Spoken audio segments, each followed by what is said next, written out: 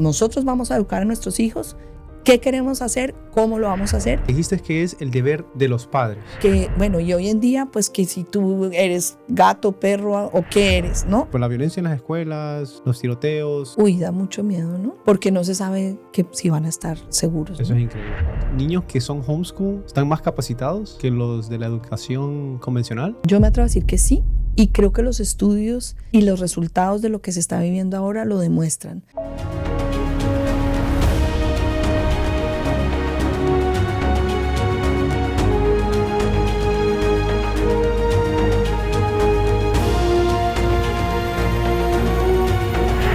¿Te sientes frustrado o preocupado por la imposición de ideologías de género en las escuelas de nuestros hijos?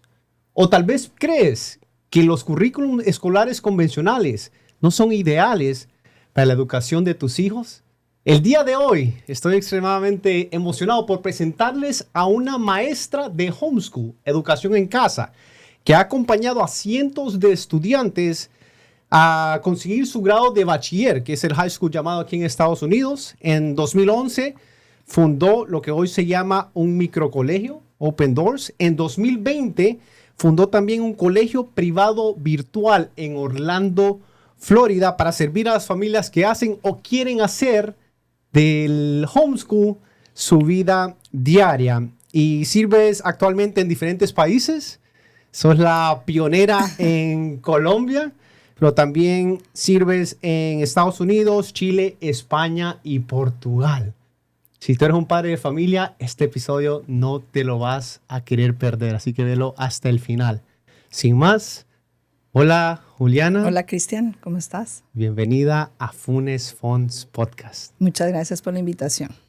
Juliana, para los padres de familia que nos están viendo y quieren saber el día a día de cómo es el homeschooling, ¿cómo es el día a día del homeschooling? Bueno, yo creo que hay una frase que siempre repito cuando las familias me vienen a buscar, me dicen, pero ¿cómo tengo que hacer? Mira, realmente hay tantas maneras de hacer homeschooling como familias que hacen homeschooling, porque prácticamente es algo individualizado. Cada familia descubre su manera de hacerlo y lo saca adelante.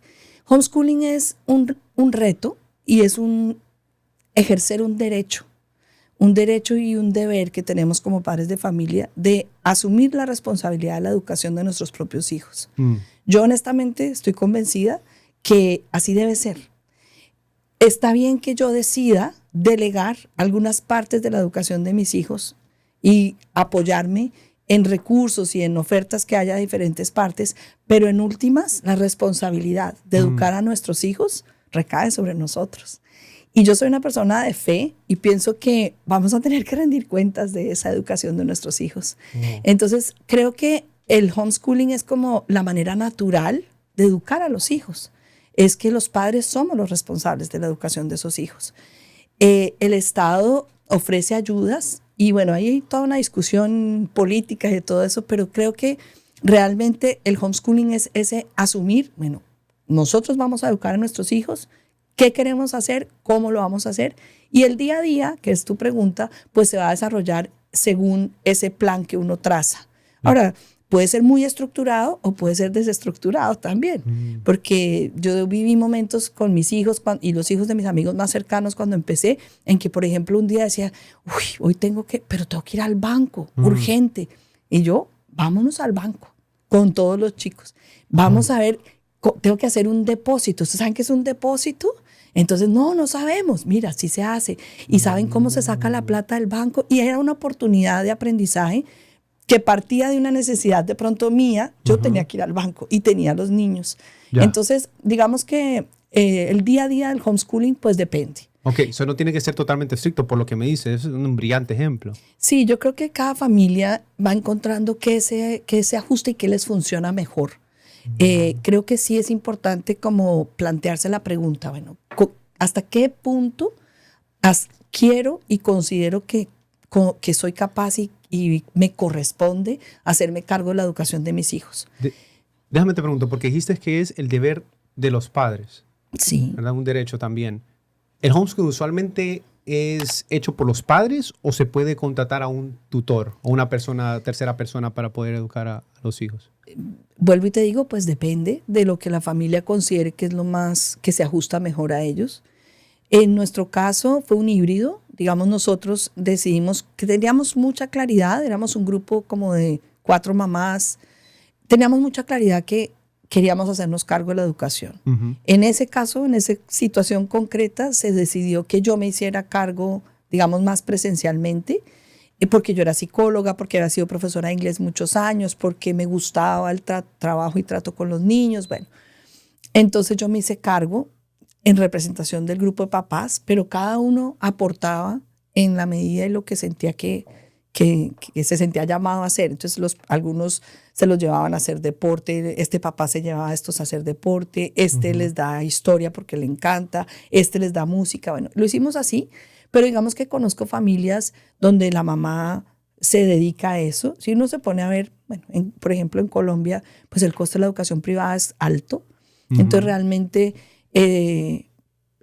si tú tienes 2, 3 hijos y vas a pagar 3 millones de pesos colombianos, o sea, como $1,000, alrededor de $1,000 por cada niño para ir a un colegio privado, pues esa mamá puede quedarse en casa y ganarse $3,000 mensuales. Entonces hay muchas maneras de manejarlo, pero no, digamos que la visión tradicional de homeschooling se piensa que es un papá o una mamá que se queda en casa, pero no es la única manera, ¿no?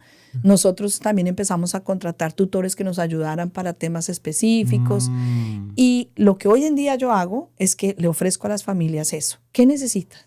Solo la asesoría para que usted lo haga, pero si necesita un tutor, si necesita currículum, tengo todo el paquete para ayudarle. Ok, entonces déjame te pregunto, para esa tal vez madre que se queda en casa, tal vez es padre, ¿cómo ellos saben que son ideales para homeschooling? Porque imagino que el padre que nos está viendo ahorita dice, yo no me siento preparado, yo no tengo ni idea cómo dar una clase, ni siquiera puedo dar instrucciones de vía pública.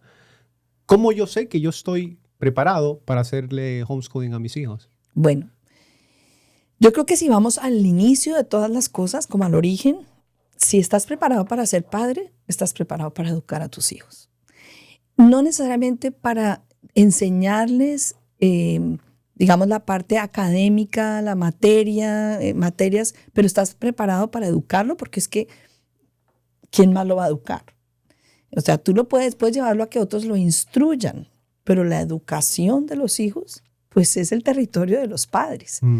Claro, cuando yo empecé, yo sentía mucho miedo. Sentía mucho miedo, por ejemplo, decía, no me da miedo enseñar matemáticas, ciencias sociales, me da pavor enseñar a leer y a escribir. Porque yo sentía que era una responsabilidad tan grande. Y conocí unas personas que me presentaron un paquete, un currículo que venden en Estados Unidos que dice, esto es diseñado para papás que no son educadores, es decir, que no son profesores, Entonces, ese currículo te da el paso a paso que tienes que hacer cada día en cada materia.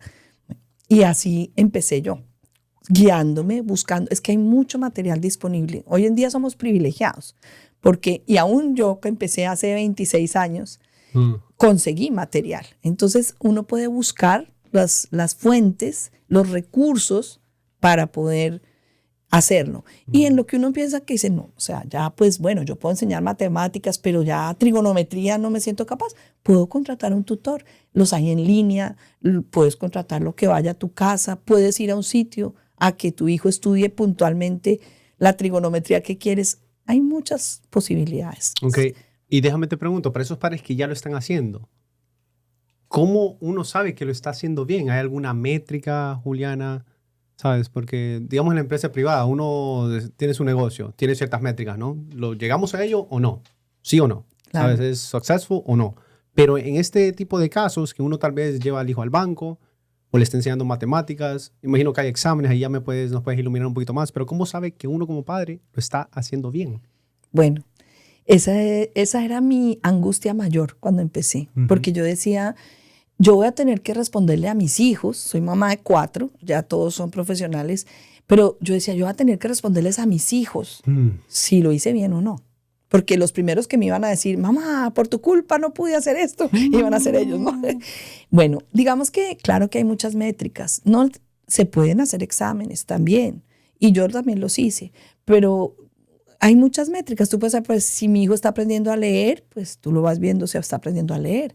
Si mi hijo me está haciendo preguntas interesantes y las estoy resolviendo y tiene esa inquietud y tú lo estás viendo progresar. Pero digamos que sí que hay caminos muy tradicionales o menos tradicionales para ir midiendo ese proceso, ¿no? El más tradicional, pues sí, se pueden hacer exámenes. Yo los ofrezco. Si alguien quiere, mira, quiero, y me ha pasado, me llegan familias, me dicen, mira, yo me siento súper bien, he educado a mi hijo con toda la libertad, pero quiero saber si está bien en matemáticas, en noveno o en décimo. Quiero saber. Yo le hago un test. Me pasó, por ejemplo, con una familia, la mamá pilísima, pero estaba muy angustiada porque su hijo ya, él quería presentarse a una universidad en California, ellos son colombianos, y decía, quiero saber cómo está. Entonces escogimos qué materias, le diseñamos unas evaluaciones y le fue bien en todas, menos en ciencias. Y dije, bueno, pero esto está raro, cuéntame cuál es tu percepción del proceso de tu hijo en ciencias. No, él es pilo, él investiga, no sé qué. Bueno, entonces ven, miremos una cosa, yo le apliqué esto, que digamos esta evaluación, muéstrame el libro que él usó, muéstrame los materiales que él usó. Y voy a pedirle a un profesor que construya una evaluación con esos materiales, porque de pronto lo que yo le pregunté no nos daba un panorama muy bien. Eso hicimos. Ella nos entregó, mira, esto es lo que él ha usado este año, lo utilizamos y montamos una evaluación. Y luego yo le dije a ella, ahora vamos a hacer una tercera que va a ser tu visión del proceso de él más la de él. ¿Cómo se siente él? Y juntamos todo eso para dar un resultado de su proceso en ciencias. Yeah. Entonces, digamos que eso es una manera tradicional. Una manera menos tradicional es cuando los niños o los jóvenes integran lo que han aprendido en un proyecto y presentan un proyecto. Entonces, tú puedes ver un proyecto que puede ser un video o algo que hacen y explican, una exposición, un escrito, un ensayo. Entonces, hay muchas maneras de ir midiendo cómo van avanzando ellos. Y uno como papá también uno va viendo, ¿no? Dice, bueno, pues mi hijo es que no ha aprendido nada del año pasado a que eso es casi que imposible. O sea, el ser humano vive en actitud de aprender. Claro. Entonces es difícil que uno no avance. Claro, si tú quieres saber, bueno, pero ¿cómo estoy preparado para presentar un SAT? Pues hay pruebas para uno ir viendo y descubrir, mira, estoy flojo en esto, estoy flojo en esto otro, y puedo fortalecer esas herramientas para que si me presento un SAT me vaya bien. Que SAT es el tradicional, ¿no? El examen para presentar, para ir a las universidades, etcétera, que usan como métrica de qué tan bien te ven como un estudiante. Sí. Si hasta este punto has encontrado valor en este episodio o te ha encantado, no olvides darle like, suscribirte y enviárselo a ese amigo que lo necesita. Continuamos con el episodio. Hablando de eso, es más fácil educar en casa a un niño más pequeño, tal vez de kinder, elementary, se dice de primero a sexto grado, por lo menos en mi país así se describe, sí.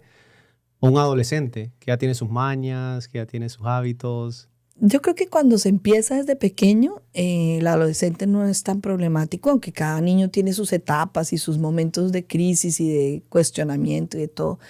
No podría decir que es más fácil. De pronto más pequeños me parece un poco más retador porque tienes que mantenerte en esa misma tónica de apertura, de inquietud, de preguntar, de mantenerlos activos, que es exigente para un adulto. Para un adulto es más fácil, mira, hace esto y él se sienta a trabajar y tú vas trabajando en lo tuyo. Sí, no. Pero a un niño tú tienes que engancharlo y motivarlo y acompañarlo y jugar y brincar. Entonces, personalmente, me parece que es más exigente, aunque me lo he gozado.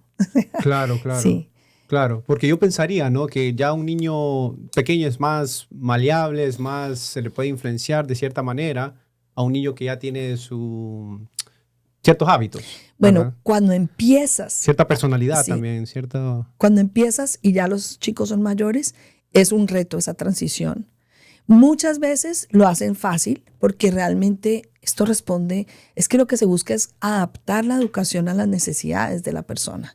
No que la persona se adapte a la estructura de la educación y ya, sino cómo te acerco el acceso al saber y a las cosas que tú necesitas. Sí, y has tenido padres que te dicen, imposible que mi hijo pueda ser educado en casa. porque no se quedaría quieto, porque estaría en la refri, estarían en los videojuegos. Sí. ¿Te ha pasado eso de casualidad? Sí ha pasado. Bueno, yo creo que, como te digo, cada temperamento y cada persona es diferente y uno no puede como decir vamos a hacerlo así para todos igualito. Por eso también nosotros tenemos diferentes, digamos, servicios que ofrecemos. Uh-huh.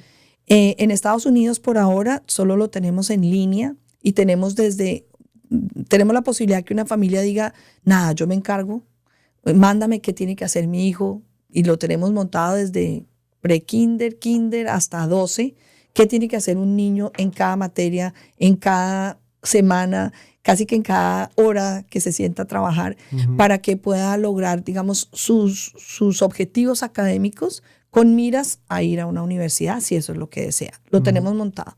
Pero puede pasar que alguien diga, no, él no se sienta solo, necesita un tutor. Entonces nosotros también lo tenemos en línea en Estados Unidos. Uh-huh. En Colombia tenemos una opción presencial, pero pues me imagino que tu audiencia, la mayoría va a ser en Estados Unidos, entonces no los puedo provocar con lo que no tenemos acá todavía. Si no van a tener que ir hasta Colombia. Sí, pero muchas veces se puede llegar uno a decir, por ejemplo, bueno, entonces voy a hacer una combinación, voy a llevar a mi hijo. Hay muchos, lo que llaman co-ops, que es como grupos de encuentro. En Estados Unidos hay muchísimos familias que hacen educación en casa y se encuentran para diferentes cosas, para compartir, para ser amigos, pero también, por ejemplo, para clases de materias específicas.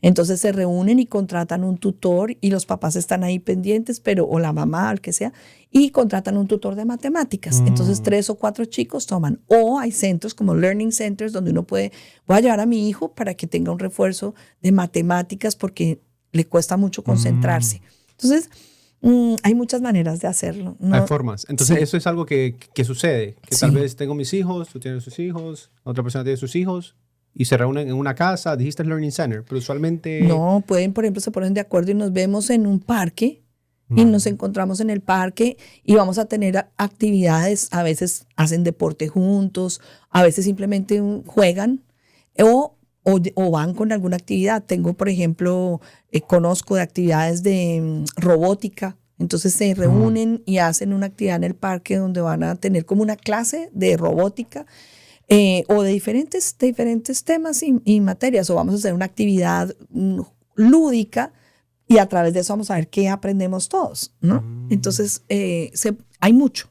En Estados Unidos muchísimas familias hacen eso, se encuentran y comparten y aprovechan esos espacios para enriquecer su experiencia. Eso es muy, muy bueno saberlo, porque imaginaría que la persona que nos está viendo, el padre de familia, uno de las preocupaciones que tiene es probablemente eso de socializar, el tema socioemocional del hijo, ¿no? Bueno, si él está aquí en casa todo el día conmigo, ¿cómo va a socializar con otros niños? Sí. ¿Hay algunas otras alternativas que puedas pensar? Sí, hay muchas, pero ese es un tema clave. Me encanta que lo toques, Cristian, porque es el gran tabú y el gran miedo con que nos asustan a las familias que nos atrevemos a pensar en que educar a nuestros propios hijos es una opción interesante.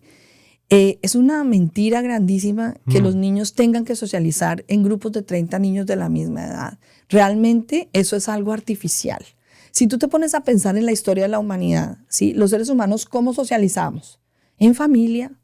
O sea, por miles y miles de años, las familias son el centro de socialización de los niños. ¿Y qué pasa en una familia? En una familia hay pues un papá, una mamá, unos adultos mayores, hay niños, a veces varios, de distintas edades, hay tíos, hay primos, hay abuelos, y el niño se relaciona con un grupo heterogéneo y aprende a relacionarse de esa manera, a respetar a los adultos, a tratar con cariño y ayudar a cuidar a los más pequeños, a veces a defender sus derechos, pelear a veces, pero no con un grupo de 30 de la misma edad. Eso es muy artificial. Entonces realmente el homeschooling lo que hace es llevar a la familia y a los niños como al origen de la socialización. Yo diría que al origen y al plan tal vez original también de cómo se debe educar, de cómo se debe socializar. Si tú me dices, ¿cómo ves a tus hijos o a los chicos que has ayudado a educar? Y yo te digo, pienso que socializan mucho mejor que los niños que han crecido en un colegio tradicional. porque saben relacionarse con gente de distintas edades, porque saben sostener temas de conversación de distintos tipos y porque no llevan la presión de grupo que se vive en un colegio tradicional. No viven bajo esa presión. ¿Dirías que los niños que son homeschool están más capacitados que los de la educación convencional? Yo me atrevo a decir que sí, y creo que los estudios y los resultados de lo que se está viviendo ahora lo demuestran. No tengo cifras en este momento, pero sí te puedo decir que las mismas universidades, que antes eran un poco escépticas de recibir homeschoolers, ahora los reciben con mucha facilidad porque tienden a tener mejor desempeño, más independencia, son estudiantes atractivos para las universidades. Por eso. Y si tú me preguntas de mis hijos, yo te digo, es increíble, pero ellos van formando un criterio propio. Ellos dicen, esto me gusta, esto no me gusta, esto... Y no son tan susceptibles a que, pero es que mamá, todo el mundo hace eso. Entonces, ¿tú por qué no me das permiso de eso?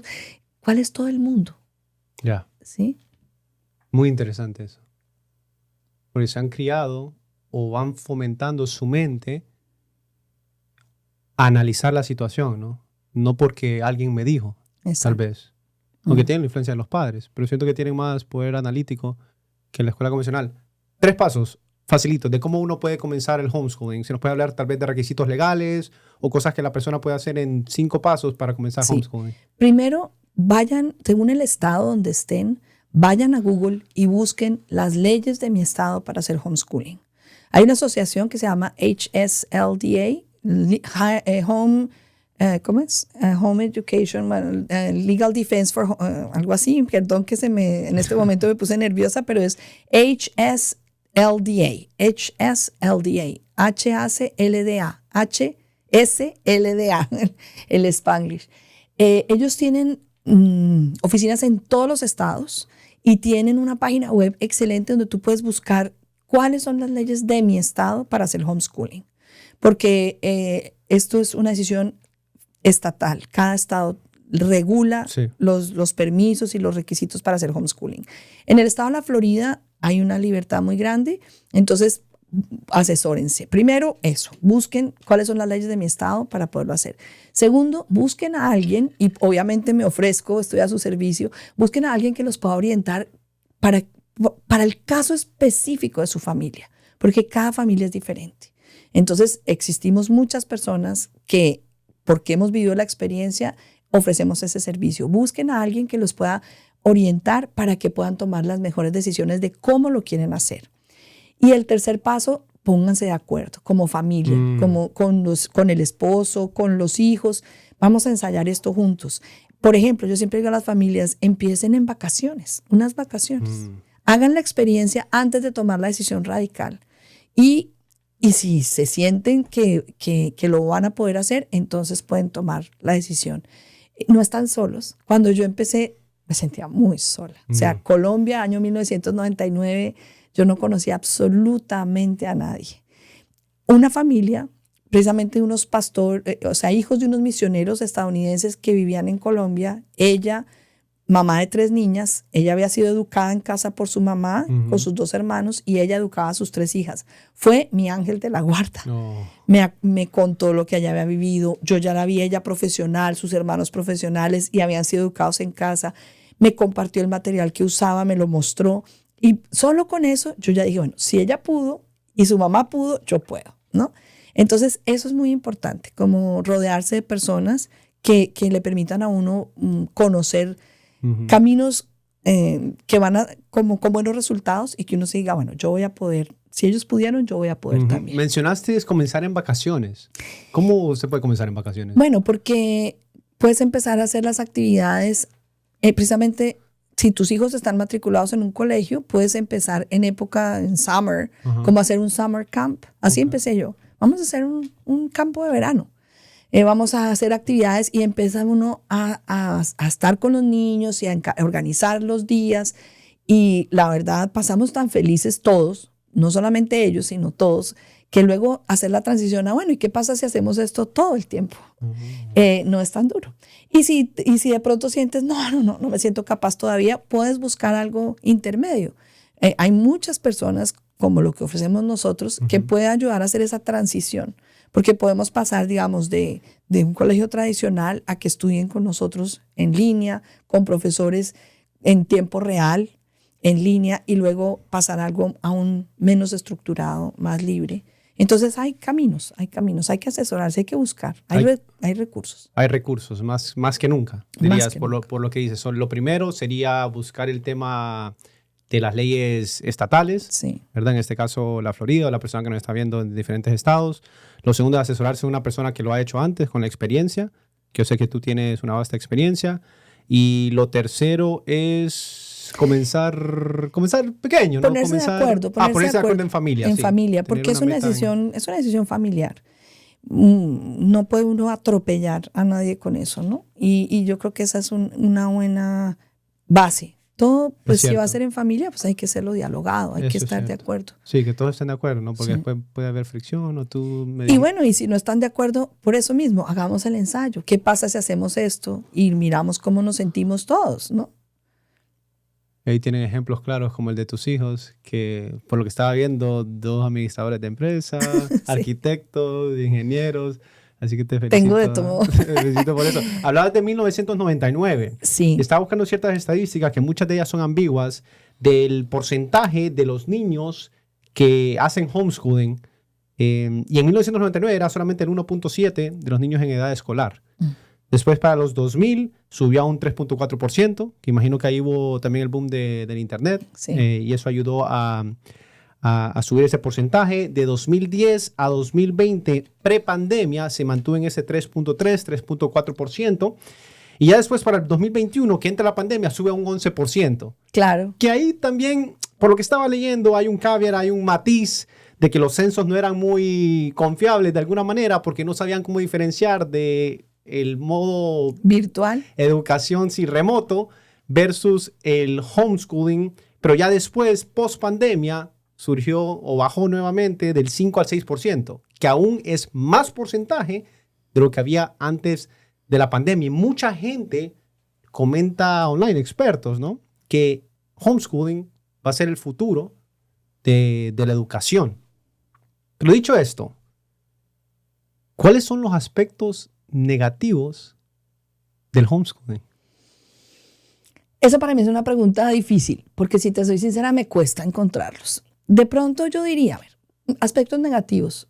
Si los padres no quieren asumir esa responsabilidad, eso sí no funciona. Es decir, si yo voy a asumir la educación de mis hijos, tengo que asumirlo responsablemente. Quiere decir que no es dejarlos por ahí y que no hagan nada.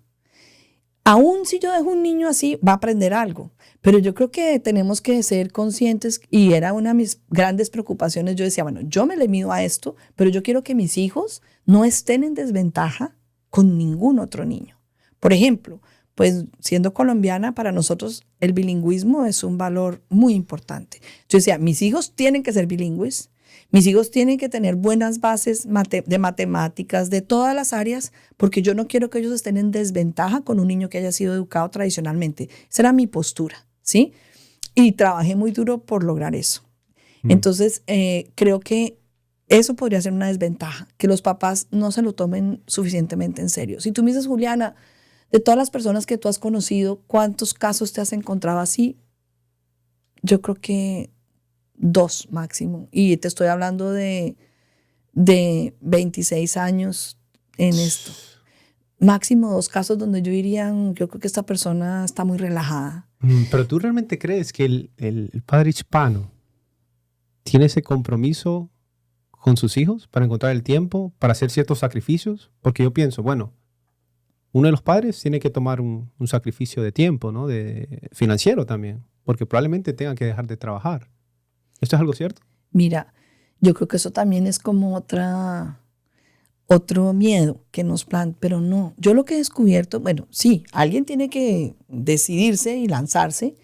No tiene que ser solo la mamá, o puede ser una combinación, pero también yo lo que he descubierto, y siempre digo esto porque me ha sorprendido, es que muchísimas personas, a partir de hacer homeschooling, encuentran caminos y formas de ser recursivos y de empezar emprendimientos, por ejemplo, donde mamá, hijos, papá se unen y empiezan a ser productivos de otras maneras que ni se han imaginado. Y te hablo de casos como el niño que empezó a hacer galletas para caballos, o sea, el niño que empezó una huerta y que de la huerta se les volvió un negocio con papá y con mamá. La mamá que como yo empezó a compartir con otras personas lo que había vivido y que empiezan a pagarle por hacer esas asesorías o que empieza... Mira, son infinidad de ejemplos donde lo que pasa es que como que cambias el paradigma, cambias la estructura mental de cómo funciona y resulta que encuentras muchas maneras de volver tu vida productiva.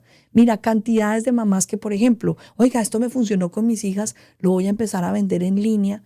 Por ejemplo, una mamá que me viene a la mente en este momento que vive en, no sé qué estado, Estados Unidos en este momento se me escapa, pero ella lo que hizo fue, hizo un plan de enseñarle a leer y a escribir a sus hijas con conceptos de la fe, porque ella es una mujer católica creyente y dijo, bueno, voy a mezclarle un poquito de esto al proceso de enseñanza-aprendizaje, de enseñanza de lectoescritura a mis hijas, y ella lo sube en línea y tiene una cantidad de seguidores y vende eso. Y lo que ella hace todos los días, su plan de trabajo para sus hijas, lo monta en línea y recibe plata por eso.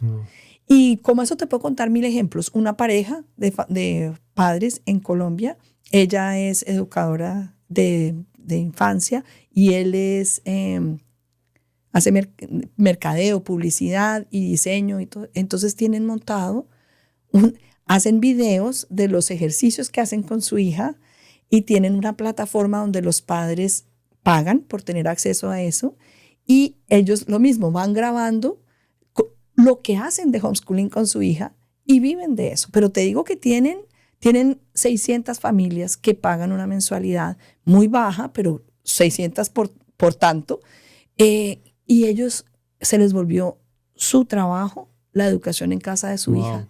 Y así te puedo contar infinidad de ejemplos. La amiga mía portuguesa, pues es una asesora mundial, defensora de los derechos parentales, y va a la UNESCO, a la ONU, la buscan por todas partes. ¿Y cómo empezó? Educando a sus hijos en casa. Entonces, yo digo que realmente es un cambio de paradigma y es descubrir que ser productivo no depende solamente de que yo tenga un trabajo formal, tradicional, sino de que yo tengo la mente abierta para encontrar qué oportunidades se me dan para conseguir los medios que necesito para vivir. Claro. ¿So dirías que sí impulsa el emprendimiento? Yo sí diría, totalmente. Absolutamente. Absolutamente.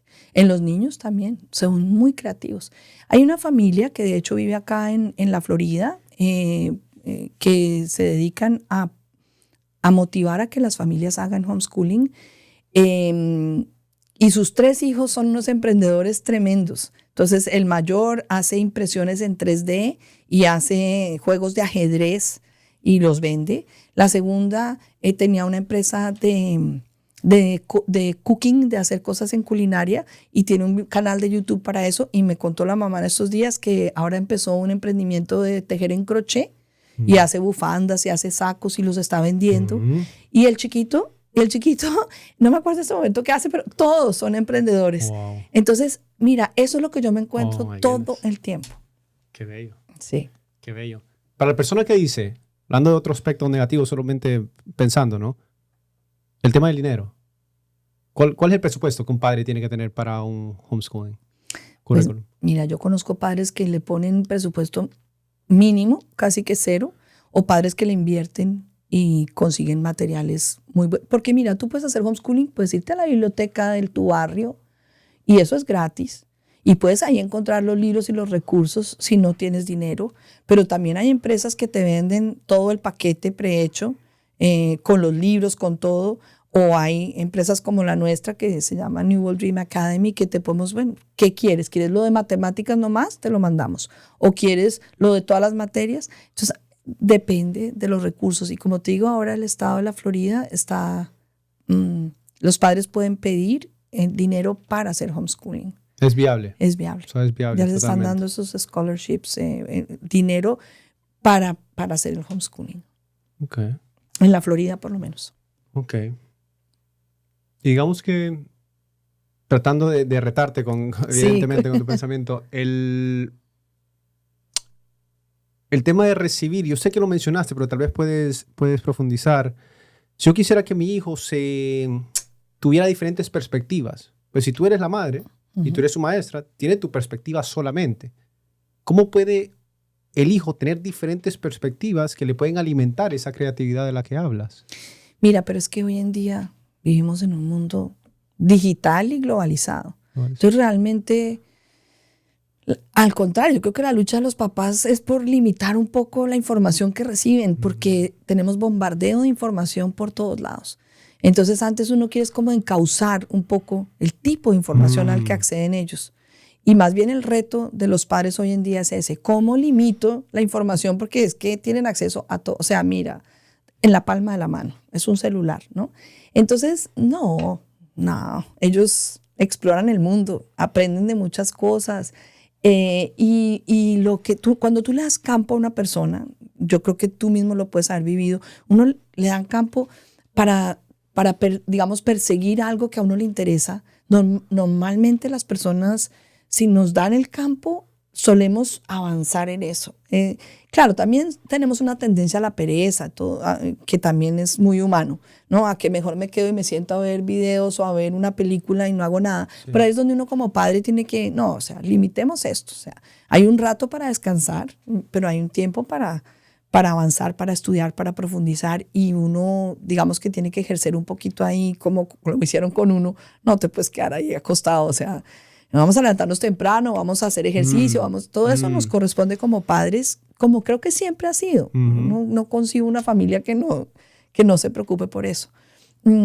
Entonces, no, yo creo que no es una sola perspectiva. Es difícil antes mantener la perspectiva que uno quiere. Y siguiendo esa línea, usualmente cuando comienza el año nuevo, hacemos nuestras resoluciones, nuevas metas, y una de ellas que usualmente la gente pone es hacer ejercicio o ir al gimnasio.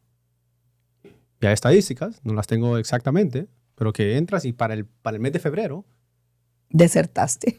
Ya la gente ya no hizo la dieta o ya no va al gimnasio para nada. Y eso, sabes que psicológicamente la gente tiene eso, subconscientemente tiene eso en su cabeza. Sí. Y probablemente cuando diga, bueno, voy a hacer homeschooling, pero realmente yo me puedo comprometer. Siento que ese sería un pensamiento que ellos tendrían. Y digamos que me comprometo a hacerlo un año. ¿Puedo continuar haciendo esto? Porque siento yo que al hacerlo por mucho tiempo puede haber ese burnout. Sí. De que, bueno, lo hice un año, pero no puedo. ¿Cómo se puede combatir el burnout desde el punto de vista de los padres? Yo creo que hay que buscar los recursos y el acompañamiento. Yo creo que estar solo es muy... La vida, no estamos hechos para estar solos. Digamos, yo he aprendido a disfrutar la soledad y hago muchas cosas, digamos, sola, y he aprendido a estar contenta si estoy sola. Pero creo que estamos hechos para esto, para dialogar, para apoyarnos en otros, para valernos de la experiencia de otros. Entonces, no intenten hacer las cosas solos, porque es duro. Hay que apoyarse, hay que buscar, no estoy diciendo que tengan que pagar por esos apoyos, pero busquen comunidades, busquen otras personas. Si son de una iglesia, acudan. Seguramente en las iglesias cristianas, católicas, hay muchas personas con esas mismas inquietudes. Busquen un grupo y hay que hacerlo comunitariamente. ¿Sí crees que hay mucha inquietud en la iglesia? Mucho, lo sé, no creo, lo sé, porque me he movido en esos círculos. Y precisamente por lo que tú decías en la introducción, hay tantas presiones en la sociedad de hoy de cierta manera pienso que para hacerle daño a la familia y a los niños, que las iglesias pues es donde los adultos vamos a buscar respuestas, vamos a buscar por guía, por dónde. Entonces yo creo que, y porque como te digo, lo he vivido, tanto en la iglesia católica como en iglesias protestantes, hay una inquietud grande por cómo podemos educar mejor a nuestros hijos y protegerlos de esas presiones. Porque no es que uno los va a proteger para toda la vida. Tarde o temprano se van a enfrentar al mundo, pero es muy distinto cuando han crecido protegidos a cuando tú los dejas a la intemperie. Es como un arbolito, y este es un ejemplo que me robo de un amigo mío que siempre lo ponía. Si tú plantas un arbolito y lo dejas ahí y el viento viene y va, es muy difícil que crezca. Pero si tú plantas un arbolito en medio de digamos, de un bosque, de algo que lo protege, ese arbolito va creciendo con fuerza, y cuando sobrepasa, ya sus raíces son fuertes, su tronco es fuerte y puede soportar los ires y venires de los vientos. Pero cuando tú no lo proteges de pequeño, no tiene esas raíces y ese tronco y esa solidez.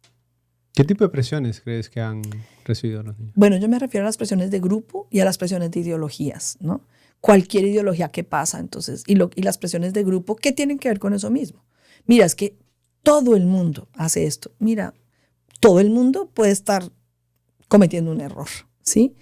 Entonces, por eso lo digo, porque creo que hay muchas presiones que los niños, por ejemplo, cosas como que a mí me parecen hoy en día tan elementales, pero que fueron todo un reto en su momento. Por ejemplo, todos mis hijos crecieron con la convicción de que el amor no es un juego.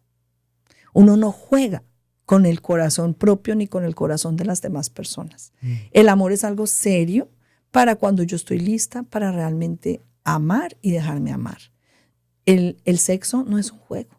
La sexualidad es sagrada y debe vivirse de esa manera para que cumpla la misión que tiene, que es darle a la persona digamos, una experiencia que lo potencia, que le da felicidad, que le da cercanía con la otra persona. Pero si eso se vive como un juego, va haciendo tanto daño que luego cuando las personas no pueden amar. Quieren amar y ya no pueden amar. Entonces mis hijos crecieron para ellos es muy claro que con el amor no se juega. Que eso a mí me parece tan sencillo, pero en nuestra sociedad, ¿no es que todo está hipersexualizado? Los niños chiquitos desde chiquitos ya, es que, ¿quién dijo? Eso solo va a hacer daño. ¿Desde pequeños les están inculcando qué? Está inculcando que si tú eres la más linda, que cuántos novios tienes, que si tú eres el más, ¿sí? O que, bueno, y hoy en día, pues que si tú eres gato, perro, o qué eres, ¿no? ¿Sí se ve eso en las escuelas? Muchísimo, muchísimo. Y aún en sociedades menos, digamos, progresistas como puede ser Colombia, terrible. Sí. Terrible. Entonces yo digo, bueno, si mis hijos pueden crecer más sólidos, más tranquilos, cuando ellos tengan edad van a tomar mejores decisiones en libertad. Somos seres humanos creados en libertad para la libertad. No es que yo tenga que decidir por ellos lo que ellos no, pero van a poder tomar mejores decisiones. Sí. ¿Dirías que esa es la razón número uno, que los padres han cambiado su perspectiva con respecto al homeschooling? Yo no sé, no podría generalizar, pero yo creo que sí pesa mucho. Mira, la frase más escuchada, la frase que tú me dices, mira, si escoges una frase, cuando las personas me buscan, es yo quiero que mi hijo sea feliz. Es la frase que más he escuchado en mi vida. Yo quiero que mi hijo sea feliz. Y las familias no están encontrando eso en las escuelas tradicionales. Y las familias, pues es que uno de papá que quiere que su hijo, pues que sea feliz. Claro, ser feliz quiere decir que también aprende a enfrentar dificultades, que tiene que aprender a muchas cosas, pero uno quiere que sus hijos pues sean felices. Pero ¿tú crees que esa es la percepción de los padres? ¿O lo ven? Evidentemente tienen que ver algo en los hijos, ¿no? Vienen a buscarme por algo, que no los están viendo por felices. La felicidad, sí. No realmente por la educación. O sea, la verdad es esa. La frase que más escucho es, quiero que mi hijo, o sea, claro, quiero que mi hijo aprenda, quiero que mi hijo pueda ir a la universidad, quiero que mi hijo sea, pero quiero que mi hijo sea feliz. ¿Y dónde está? No lo es. ¿Por qué crees? Bueno, te insisto, muchos casos de bullying es que en el sistema tradicional, donde 30 o 25, nadie puede salirse de la media, porque ya es un raro, ¿sí? Piensa distinto, es más sensible, se viste distinto, le gusta esto, no le gusta lo otro, no se queda quieto. Entonces, ser uno de la media es demasiado limitante en un mundo donde nos movemos que... Claro, y más con todas las imposiciones que han habido hoy en día, ¿no? Con diferentes ideologías, etcétera. Me contaba un conocido, y lo cuento porque me lo contó, que su hija recibía bullying. Era el día que celebraban la ideología de LGBTQ, sí. LGBTQ, traducción en español. Y ella no fue con la camisa que le dijeron que fuera. porque ella no quería celebrar, no quería ponerse la camisa.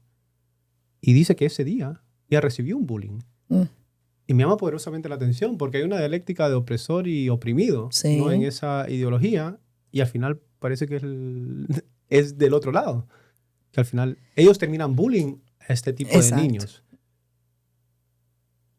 Y esa fue la razón por la que este padre decidió retirar a su hijo de la escuela. ¿Cuáles crees que son las motivaciones o las razones por las cuales los padres hacen homeschooling? ¿Cuál dirías?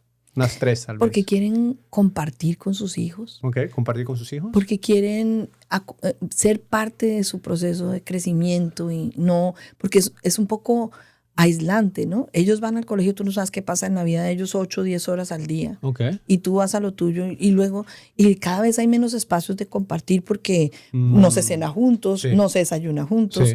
cada cual se encierra en su cuarto con su iPad o con su televisor. Entonces, ¿dónde están los espacios de compartir? Entonces yo diría eso, en primer lugar. Segundo lugar, protegerlos de ese tipo de ideologías que tú acabas de mencionar. Las familias no quieren que otros decidan lo que sus hijos deben pensar, creer, defender, decir. Las familias quieren, y creo que están en el derecho, Claro. de escoger cómo educan a sus hijos. Claro. Libertad. Libertad. Y quieren verlos contentos. Entonces quieren darles a que te gusta el básquet, yo te llevaba, ¿qué hace un papá? ¿Qué le gusta a mi hijo? Y yo lo ayudo a crecer en eso. Y que creo que mi hijo necesita así no le guste. Y yo le voy a dar lo que necesita así no le guste. Entonces yo creo que esas son las motivaciones más grandes de las familias. Poder influir en la vida de sus hijos de esa manera pues positiva. Claro. El tiempo. Qué bonito. Qué bonito ha estado esto.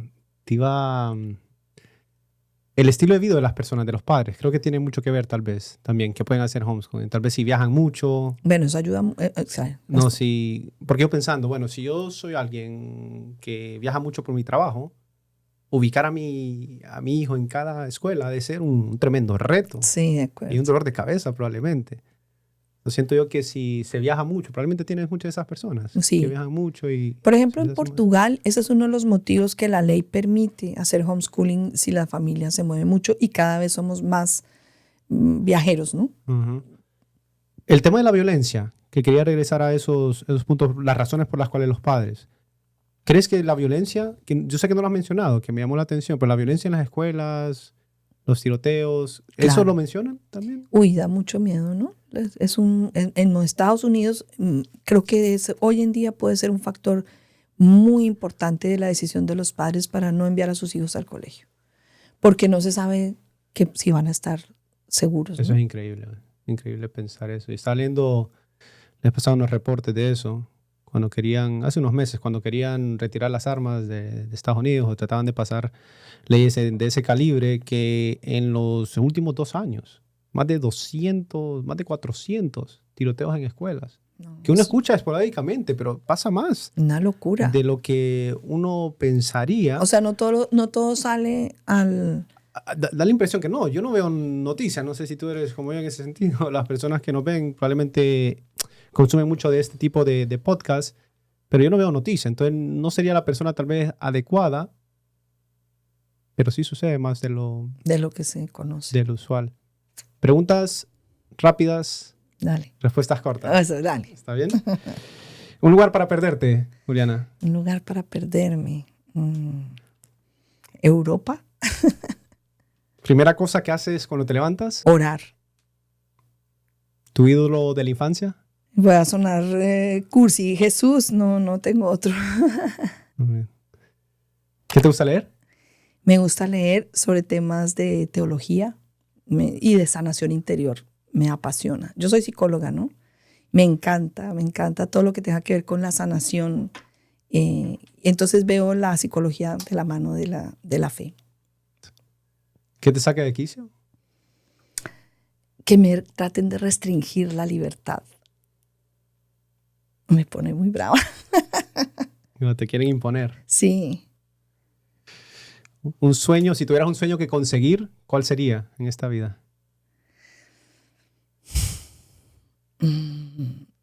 ver a mis hijos como organizados, como en lo que cada uno escoja, pero verlos ya como, ya lograron la parte académica, verlos más plenos, más, ¿no? Ojalá me den nietos. ¿Un sueño que hayas cumplido? Llevar a mis hijos a la universidad, verlos entrar a la universidad. Era un miedo gigante. Wow. Ya terminaron maestrías. Ok, I did my job, ya hice mi trabajo. ¿Cómo te gustaría que te recordaran, Juliana? Bueno, que me recordaran como una persona amorosa, apasionada y que supo dar como testimonio de la fe, de lo que he recibido de Dios. ¿Un mensaje final para nuestra audiencia? No le tengan miedo a hacerse cargo de la educación de sus hijos. Creo que es un reto, pero es un derecho. Estamos luchando porque sea reconocido a nivel internacional como un derecho humano. Ya está, pero algunos países como Francia, Alemania no quieren reconocerlo. Y nosotros consideramos que es un derecho fundamental del ser humano poder educar a sus hijos como considera más apropiado. Eso sería mi mensaje. Luchemos juntos, no nos demos por vencidos por eso. No les den miedo. Hay muchas fuentes, muchas maneras hoy en día de conseguir el apoyo necesario para poderlo hacer. No están solos. Muchas gracias, Juliana, por darnos tu mayor inversión, que es tu tiempo. No, Cristian, con mucho gusto. Ha sido un placer. Gracias por invitarme. Si crees que este contenido ha sido de valor y crees que te podemos ayudar a seguir creciendo, no olvides darle like, suscríbete y enviárselo a esa persona que seguro lo va a apreciar. Y por aquí te dejo un video pasado que seguramente te va a encantar.